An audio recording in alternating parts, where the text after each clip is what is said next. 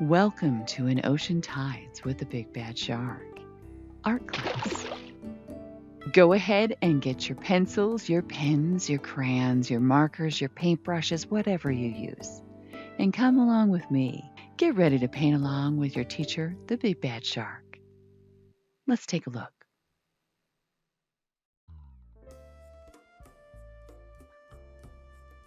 All right, so looks like I'm going to paint with a pencil today and draw a straight line. That's really a straight line. And then I'm going to try and figure out where to draw a squiggly line. That's a squiggly line. This is going to be some yellow here. Yeah, I know it doesn't look yellow, but it will in just a minute because I'm going to add some water and drip that everywhere. You see that? But I'm going to wipe it off with a towel because really I just add paint with a brush and then I paint with a paper towel. And I know it's a little blurry there. You can't really see that. That's okay. There's not much to see. It's a streak of paint. What I'm doing there is I'm actually cleaning up a screw up because you see all the color in that towel. They're breaching the towel and getting onto the canvas. That's always fun. That's a reddish orange. And that's lovely because it actually blends really nice in there. Yeah, it's blurry, but you can't see that. All right, so I'm just going to keep scribbling in this paint. And I don't know why I'm actually smoothing that out because I'm going to actually add more paint above that and smooth it all out together. So as you can see, I've definitely mastered this absolutely incredible linear technique of just going back and forth. Got to run away a drip right there. You can't let that happen. That'll ruin everything. So that's why you want to keep those clean towels. Again, I repeat and recommend use clean towels. Look at that. It takes a while to master that. You have to go just back and forth. So now before I ruin anything else, I'm going to go ahead and tackle and put the blue in. So I put the blue in and I try to meet in the middle with some kind of red or purple so that I don't get green in the sky because blue and yellow make green. See? Look at that drip. Okay. So now I've got a big old line there of, we're going to call that sunshine. Oh no, we're not. We're going to rub it in there. There we go. Pretend like I meant to do that. So that's my eraser fluid, also known as water. Even though these are not watercolors, it is an acrylic. It dilutes in water. Okay, now what you can see is it looks like basically I've colored a rainbow in the sky, which is pretty much what it is. It's probably not even in the right order, but that's okay. I'm going to go ahead and keep going here with the blue in the sky. I'm not going to list all the colors for you. You can just figure it out and put whatever colors you want. And no matter what color you decide to use, it'll be perfect because it's your painting and it can be whatever you want. It's your perspective, which is an important thing for artists to have. So I'm going ahead and I'm overlapping a little bit of a purple over that blue to bring into that reddish and like magenta.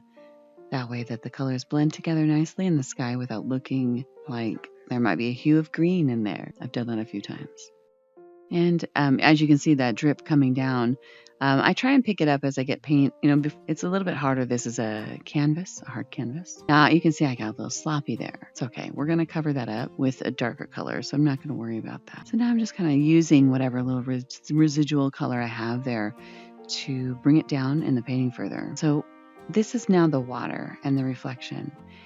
And if you think about reflections, you can kind of see how I'm going off at the like a mirror image of the angle of the sky that I was going. So where I have the linear strokes going from the mid right side to the upper left corner, I now have the opposing going down to the left bottom corner. Now I'm just going to bring that purple in there and smash that brush everywhere all over the place because why not? I can. And I'm going to cover it with some darker stuff anyway. Now, do you see what I'm doing here? I have a white strip there. I'm going to be very careful to not mix blue and purple with yellow. So I'm bringing in a little bit of my red there, and then I can blend it from the bottom into the purple. It looks like a little bit too much of that red up top, and I don't want too orangey right there. And all I'm doing is going from the top and sweeping left and right and pushing the pigment down into the canvas. You see the dripping? I let that work to my advantage. That's water. Let it be wet. If it's too dry, it won't look wet. I know that's very basic, isn't it? So don't care, that's going to be land on the right side, but I can take some of that out, and those streaks end up being natural, like waveforms and water in motion. So I'm leaving those darker undertones there. So I'm just going to go ahead and draw a straight line again with some darker color. And that doesn't look straight. So now I'm going to try and fix that. I'm just letting all those drips go. And we're going to go ahead and try and do a steady hand and getting a sneak peek at my hair. Look at those grays. Beautiful. Oh, yeah. And there we go. Okay, so now I'm going to borrow that color, that purple, from the line that I just made. And I'm just going to let it be and use that and pull it from the back to the front. As you get closer, it gets lighter. So far away is dark, up close is lighter. So you can just do that by diluting the water or diluting the paint as you come forward. Now I have those drips that came in. I'm going to fix that. So now I'm coming in with a lighter purple over where I was just at, even over that orange, because I want that dark in the back and a hint of an orange undertone with some blues and the purples, like what's in the sky. So basically I'm just throwing in a whole bunch of color here, just to kind of get to a point where my eyes feel like that's kind of a reflection. When I'm satisfied, I can go back and make any minor adjustments that I have in there. Do you even know how to paint? What are you doing here? Oh, it's okay. Look at that. I meant to do that.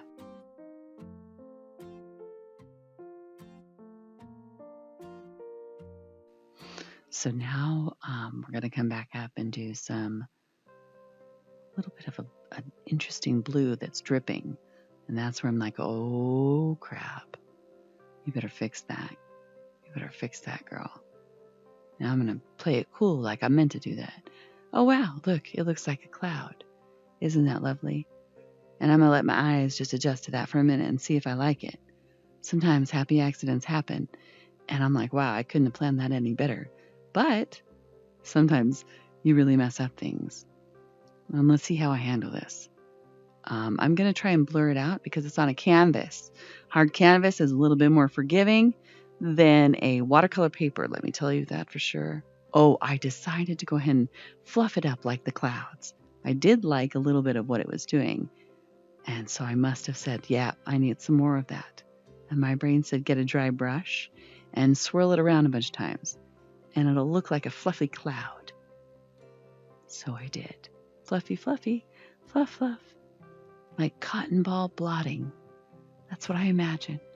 That I just blot, lift, little tappy tap.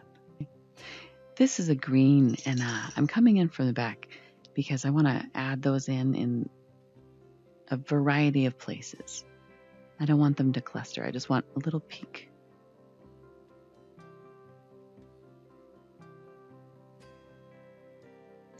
And I can still see the pencil line from where I originally wanted to have the shore. And so I'm going to decide where I want that shoreline to come out. I'm following that squiggly line. I'm trying to see it. It's somewhere in there like that. Yeah, that's cool. So now I know where that shoreline is. And basically, I don't want to waste the paint in my water. So I'm going to scribble all over the place, which is very freeing to just scribble purposefully and really not care where that paint goes.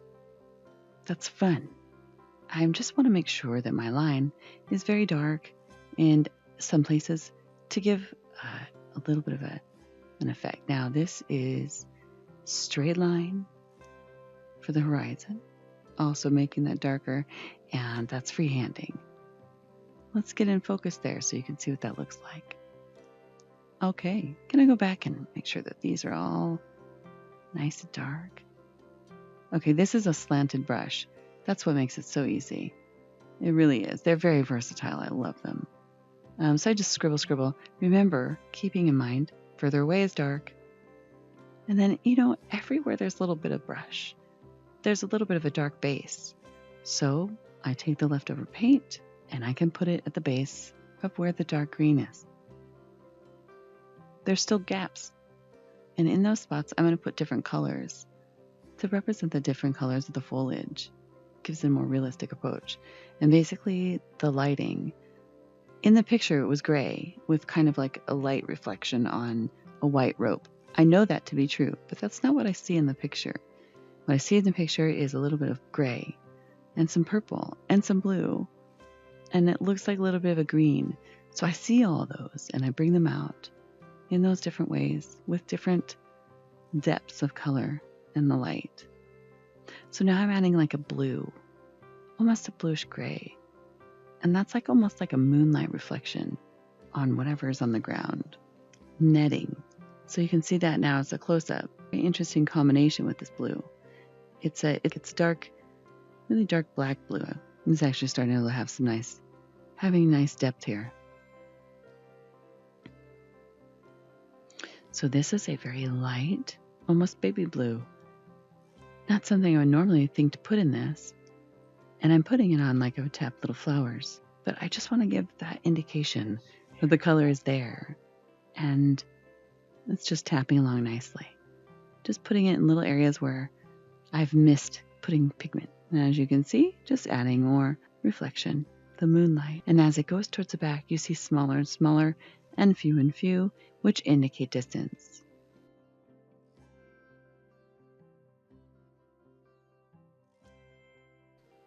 Now, there's a couple of brush and trees and things growing.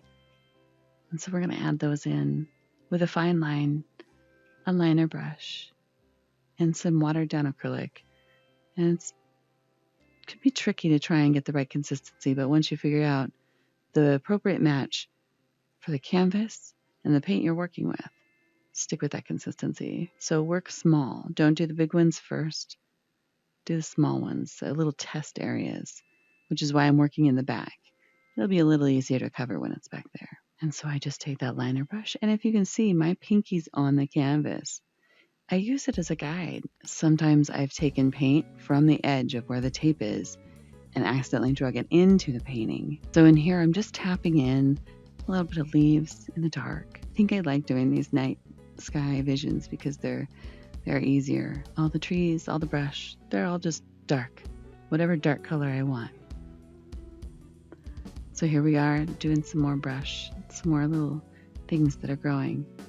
And sometimes you can just see I just kind of roll.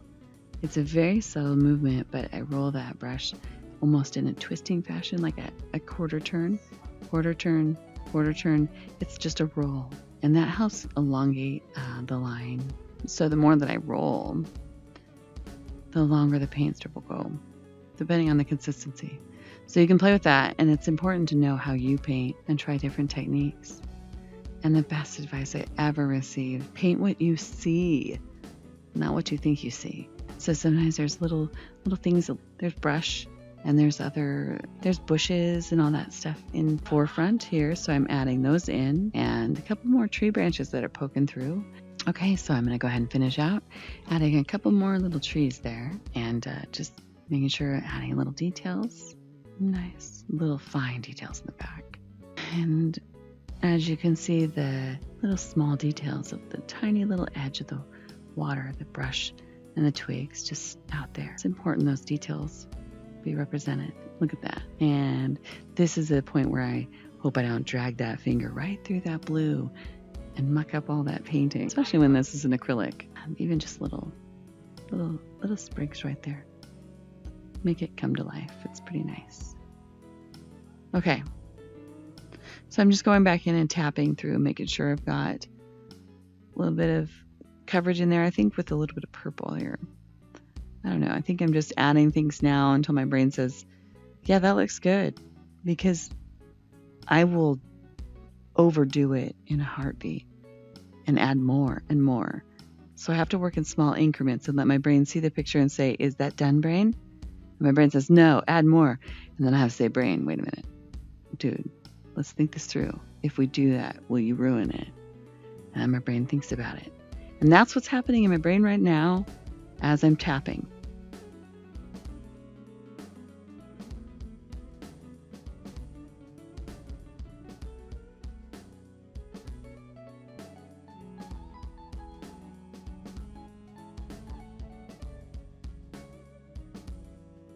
Yeah, that looks like it's going to be a good thing.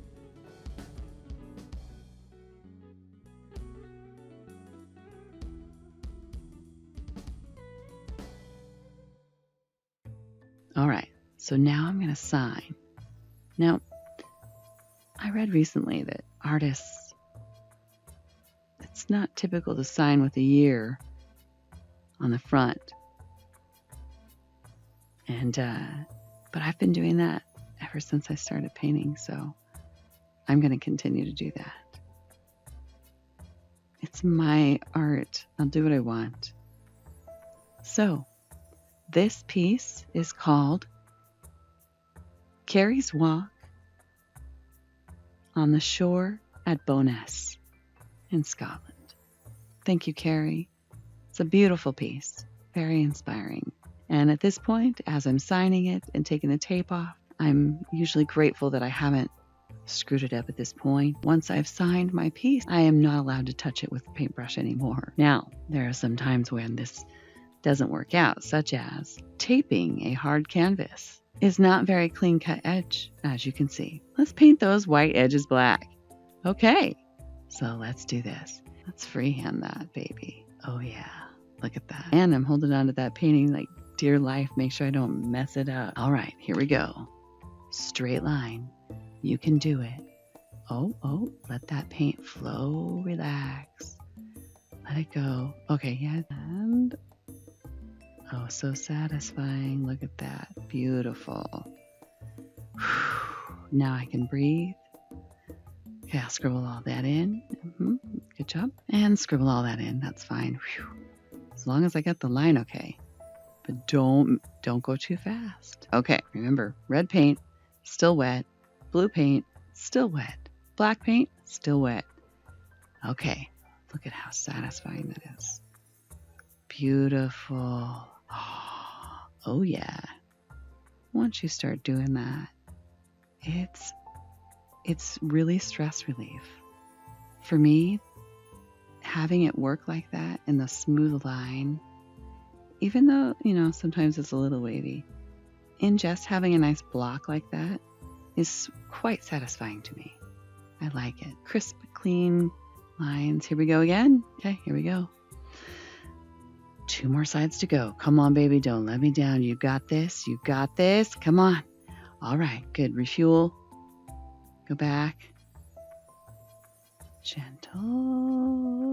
Gentle.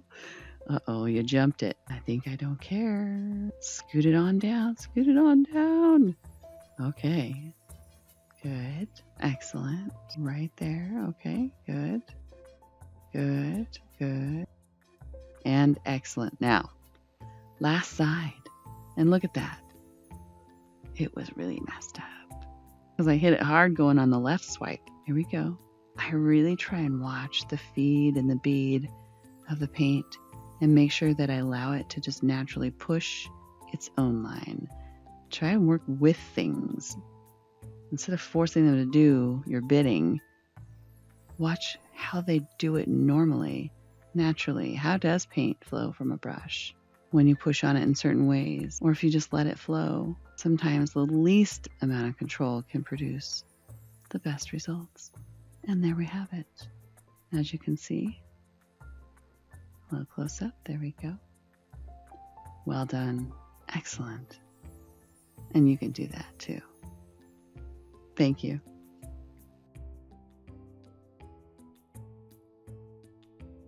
Well, that was fantastic. I hope that you can keep art a part of your life every day. Until next time, thank you for joining us. And remember, swim safe, everyone. Swim safe. Goodbye.